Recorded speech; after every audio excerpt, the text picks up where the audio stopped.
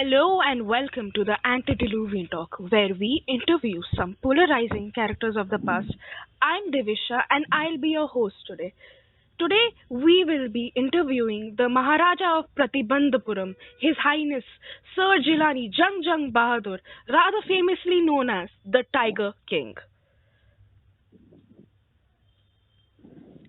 How have you been? Thank you for coming. Firstly, I would like to ask you more about your childhood. We all have heard rumors about you being able to speak eloquently when you were just 10 days old. Is that true? A 10-year-old who can speak? As interesting that would make me sound. This is completely an old wives' tale. I am exceptional, but I'm not that gifted. What is your opinion on astrology? It's Codswallop. How can at what time anyone is born decide their future and characteristics? It's a scam pundits came up with to earn more dakshina. How can people be so greedy? Shame on them. Any logical person should not believe in this crap. Oh, okay. What would you say to someone who believes immensely in astrology? I would say to them, stop being stupid and get a new hobby. If you don't mind me asking, if you don't believe in astrology, then why did you go on such a rampage to kill 100 tigers? Why didn't you ignore what the chief astrologer said? Why did you devote so much energy into slaying so many tigers? Why do people hire bodyguards even if they have police protection? Why do mothers check the ingredients of the food they give their babies? Why do people double bag liquids when they are traveling? Why do people bubble wrap crockery? We as humans search for security. If people can have so much concern for some as paltry as crockery, this is my life we are talking about. If there's the slightest chance something could harm me, I would nip it in the bud. Eliminate all unfavorable probabilities. You see, in this world, it's always survival of the fittest. There's a difference between self-defense and inhumanity, like there's a difference between selfishness and sociopathy. And you, my lord, seem to have forgotten the line between that. There's an old saying that you can kill a cow in self-defense. What are a few tigers? Who cares as long as I live? Besides, it would be a great blow to society and development if someone as exceptional as me dies. Speaking of society and development, do you think you did right by your subjects? Do you think your subjects liked you? A great man once said, "It is better to be feared than to be loved, if one cannot be both." Niccolo Machiavelli. I can't say I'm surprised that you are Machiavellian. I was a great monarch. The courtiers said that I bring pride to my entire tribe.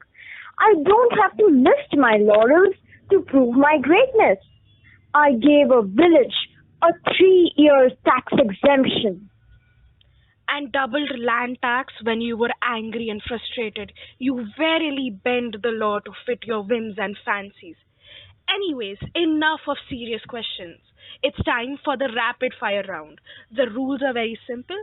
You just have to say the first thing that comes to your mind as fast as possible. Sounds simple enough. I'm ready.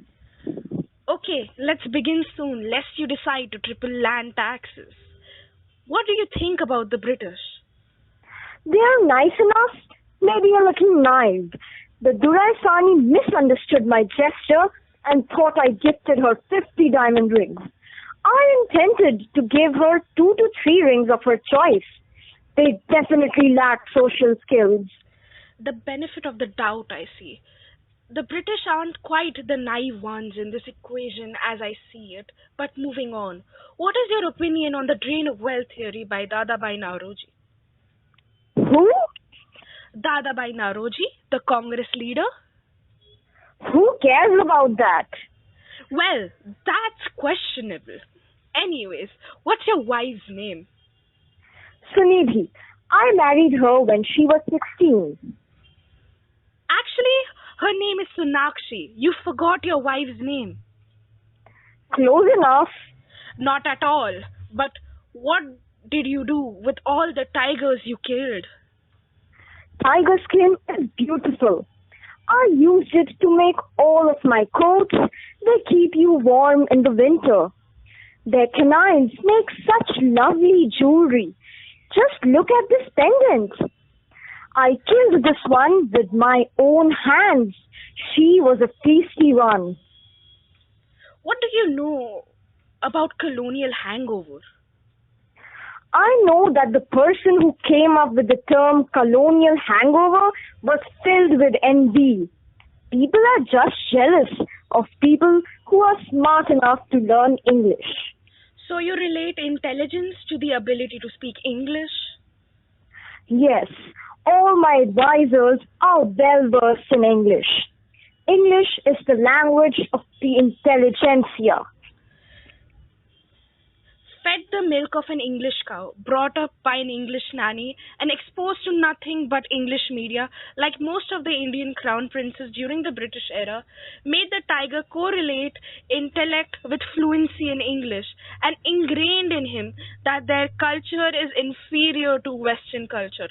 How can we criticize the Tiger King if modern Indian society is still rife with colonial hangover?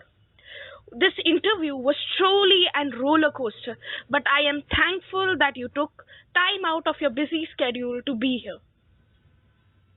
You should be grateful that you got to talk to someone as prodigious as me, the Tiger King. A whimsical and self-centered monarch, an oblivious husband, an absent father, an apathetic and inept leader. But in my eyes, the Tiger King is nothing but a merciless killer. Similar to Mr. Hyde from The Strange Case of Dr. Jekyll and Mr. Hyde, in his narcissistic and sociopathic tendencies.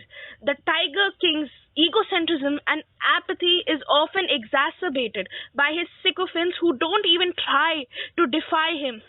These sycophants just concur with the king to meet their ulterior motives and fail to do anything constructive for society. If the Tiger King's character was any darker, I could use it as ink to write my next novel. Well, I wish our viewers had an enlightening experience and they can't wait to join us for the next episode on the one and only Joseph Stalin.